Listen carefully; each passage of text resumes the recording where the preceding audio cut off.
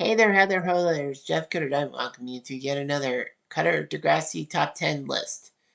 And it's not a top 10 list, it's a top 6 list. And these are couples, not the best couples, not the worst couples, not the most toxic couples, but the biggest impact couples to do with trauma bonding.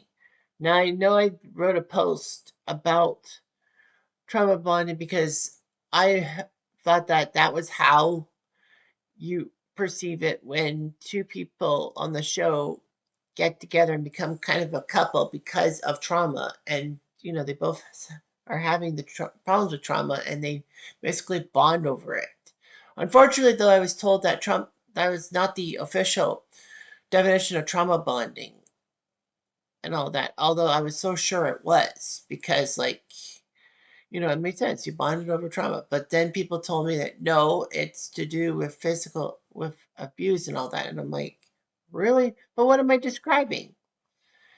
But they said that, yeah, it does seem right with trauma bonding and all that. But the way I perceive it is you bond over trauma. Like you get together and there's something like a gruesome event that basically brings you together. Nevertheless, I did a poll with 6 couples who, you know, bonded over trauma and like the biggest impact. Now, unlike most polls, there was actually too close to call and all that.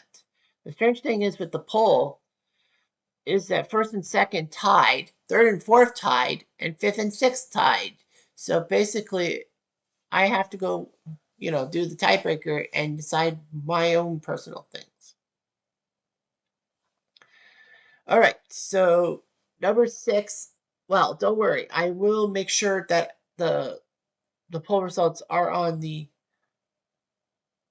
end of the things. Anyway, number 6 is Emma and Jay. Well, the question was which of these Degrassi pairings brought together by trauma was the most poignant? And I'm going to make Emma and Jay number 6 because it wasn't really a true trauma bond. It was more than just you know a lot of things. So anyway, season 4 was, of course, remembered for the whole thing with Rick and all that. Emma got herself involved in the Rick situation after hearing from Paige, Spinner, and Jay that Terry was abused by that psycho Rick, and he's allowed back at the school. And Emma says we need to do something about it. She tries to reason with Raj, but Raj blows her off, saying, "Don't get involved. This is not one of your stupid crusades. Are you nuts, Raj?" You're really giving Emma some pause. And then Emma, after losing Manny and Liberty as friends, rightfully so for the whole Chris situation, decides to gravitate towards Paige's group to get rid of this monster. So she sets up an orange ribbon campaign, which everyone takes the incorrect way and advocates to beat up on Rick and cause him to leave Degrassi. But it doesn't work out that way. Emma soon finds herself at the mercy of Rick after she protected him from a beating, and everyone just basically shuns her. So she's got like little friend group, and the only group she's got close to is the Black Brain team with Heather Sinclair, yes, her, Toby, and Rick. Of course, Toby and Rick having the advances towards Emma. Emma then nearly dies by Rick's gun, trying to tell Rick that she pitied him, get a clue, and then he just basically decides to shoot up people and all that. He shoots Jimmy. He finds Emma conveniently, wants to kill her, but Emma is saved by Sean. Sean leaves for Wasaga, leaving Emma high and dry, and Emma feels terrible. And wouldn't you know it, she hooked up with Jay. Of all people, Jay was practically the one of the biggest bullies in the Rick situation. He had no qualms about it. Unlike Paige, he didn't stop. He didn't put his foot up off the pedal. He was the one who convinced Rick that everything was cool when everything wasn't, and they painted and feathered him. And then basically he got Spinner to play along with blaming Jimmy for the pain and feathers, saying that Jimmy was an inside man, and that caused Rick to shoot Jimmy. And Jay had like no remorse for anything and all that.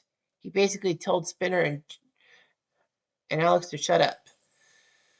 So the fact of the matter is that um, Jay starts to get creepy towards Emma, which was kind of weird and all that. Emma then tells Jay, "Do you miss Sean?" And don't get all weepy on me, Greenpeace. So they go to the ravine. Emma feels more popular, and then Emma starts to actually get control over Jay. She thinks she's back in everyone's business. And then when gonorrhea attacks happen and Jay gets beat up by Alex, no, sorry, Alex beats up on Amy for Jay's poisoned cock, then, Emma's spooked and all that. Emma breaks off with Jay saying, "You gave me a social disease." And Jay says, "I thought you were pure, but I don't feel pure anymore." It actually worked out in Emma's favor because the whole thing with Jay was big because it got her back in control and all that. Unfortunately, though, she kept everything in the back of her head. Number 5 is Maya and Sig in season 12. They were brought together by Cam's death and a lot of toxicity in this relationship. So Maya falls in love with this new guy named Cam who comes to the school in season 12 playing major junior hockey for the Toronto Icehounds. And people thought that it was a Degrassi team, but it was not a Degrassi team. It was what they call a junior team with being a big NHL prospect. Cam was. So Cam, if he did well, the NHL would notice and draft him and all that. I myself, well, I know about this because I live in Kitchener, and that's where some major junior players like John Gibson, Derek Roy, and for your old school fans, Brian Bellows played in Kitchener. They go in with billet families, families that will take them in and teach them values, and then be part of the hockey team. Cam was more than 10 hours away. He was in Kapuskasing in Northern Ontario, and then he goes to Toronto and all that. Maya falls in love with him, but Sig, for some strange reason, is jealous of Maya and Cam and gets Cam to overreact to something and gets him suspended. And now Sig is happy that Maya might be with him. But Maya and Cam stay together. Cam decides to kidnap Maya's stuffed doll, Hoot, and will give it back to her in front of the school. But Sig pops in and basically tells Cam to stay out of Maya's life forever, not knowing what Cam was really suffering from. That was the last straw. Cam mutilated himself in the JT York garden. I don't know, and I don't care how he did it. Maybe he hung himself. Maybe he slashed himself. Maybe he even drank garden chemicals and did the harm under the influence of garden chemicals, like I hypothesized one time.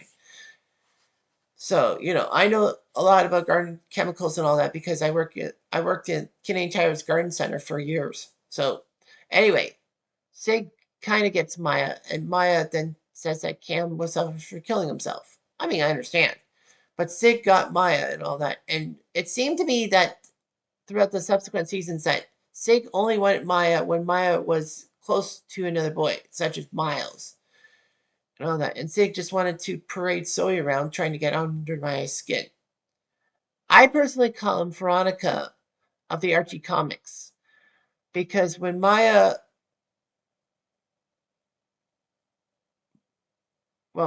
technically is Archie, right?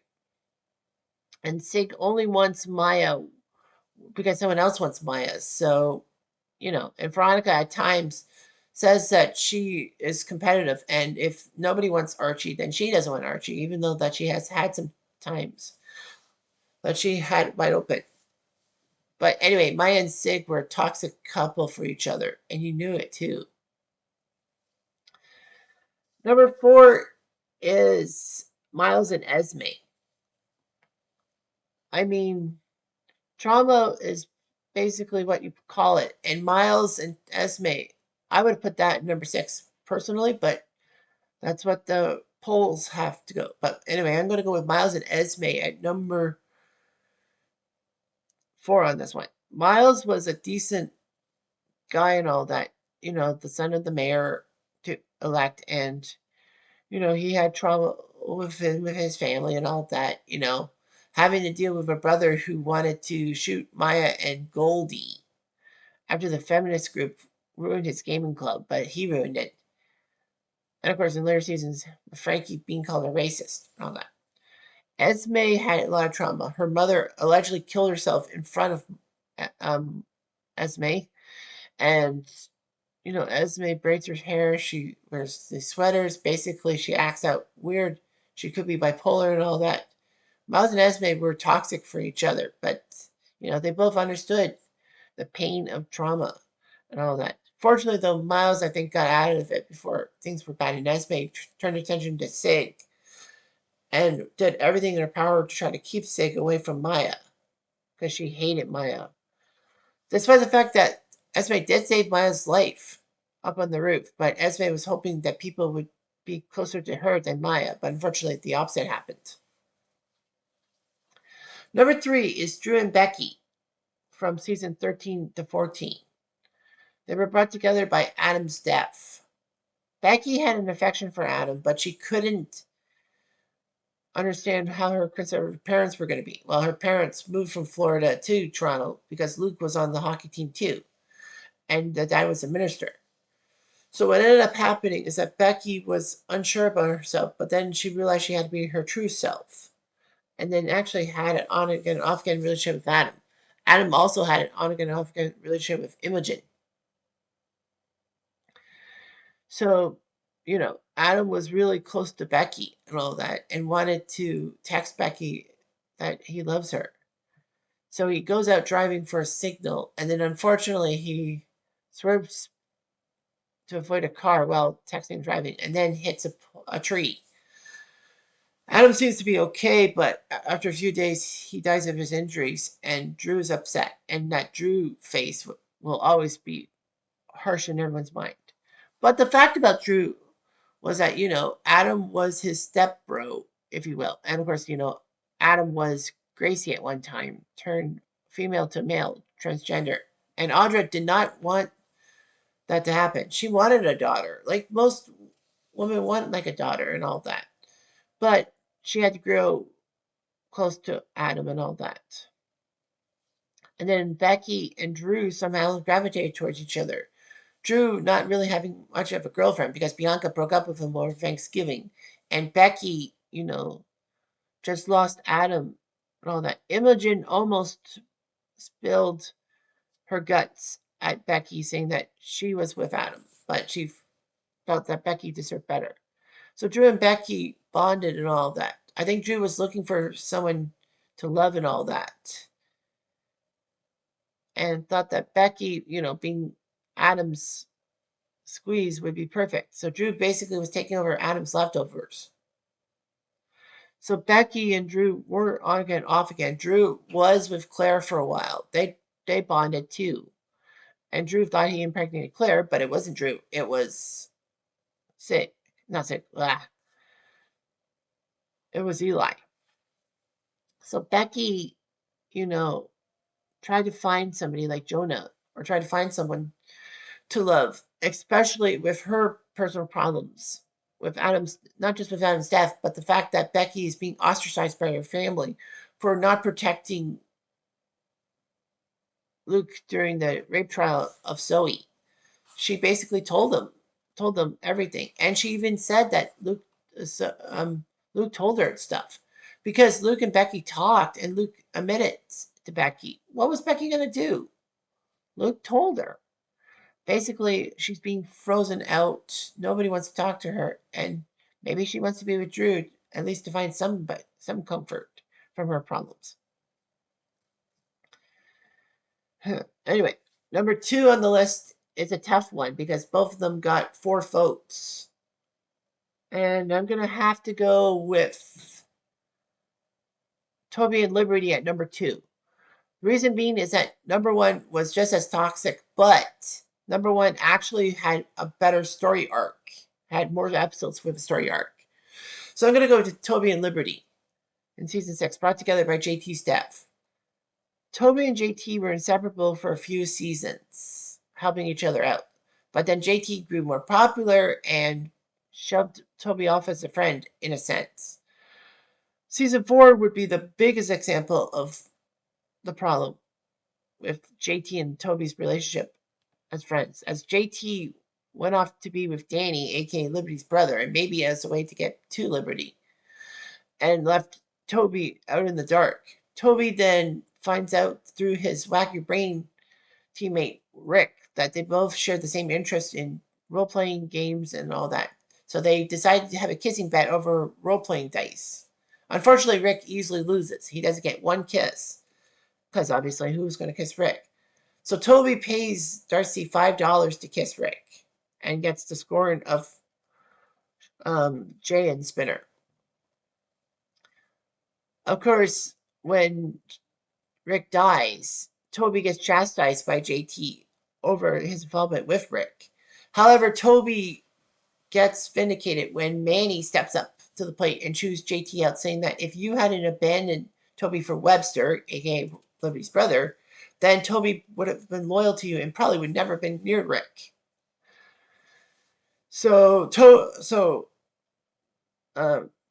and JT are back to become fast friends. Unfortunately, JT kind of blows things off in season 5, in a sense, with his whole drug selling thing. Toby convinces JT to go after Liberty in season 6, maybe breaking off this whole Degrassi Lakehurst feud if JT stays away from Mia.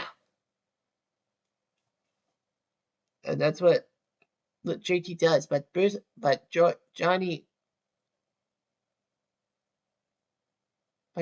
and Drake Lampley, Johnny DeMarco, stab him in the back. Well, Drake does, stabs JT and kills him. Liberty, of course, was upset with JT being with Mia, and it showed. Like, she broke off with JT because of the whole drug thing in season 5, gave birth, had postpartum that her parents didn't give a shit about. And then the fact of the matter was that Liberty was angry, and JT thought that Liberty was sour over JT moving on from her being with Mia. But that's what happened. Liberty pushed JT away. She just didn't think JT should be happy with someone else. Of course, Liberty doesn't realize that JT was going to go after her and the end of it. But then the next episode happened that Toby and Liberty bond over this trauma and all that. Toby, I think, had guilt on his mind because he told JT to go after Liberty, not realizing that JT was going to get stabbed. And Liberty needed somebody to help her out because Mia called her an emotionless robot.